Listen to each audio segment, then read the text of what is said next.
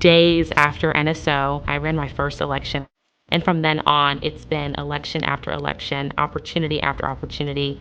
I served as an advanced associate primarily under Vice President Kamala Harris, but then was onboarded with other principals like First Lady Joe Biden, President Joe Biden, and Second Gentleman Doug Emhoff as well. This year, I'm serving on the 83rd Student Government Association Administration.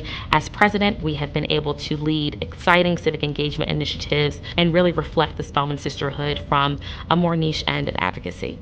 I'm taking a gap year, which is so different for me because I am a girl on the move. Like, I want to go, go, go. Jobs need to be in line. I need to travel. But I'm taking a gap year. I'm studying for the LSAT. I'm applying to law school. I have to get on some midterm election campaign and get back to the Hill for some policy experience this summer.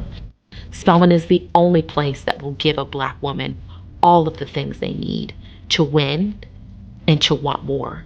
I don't know of another institution that can do that type of work and do it seamlessly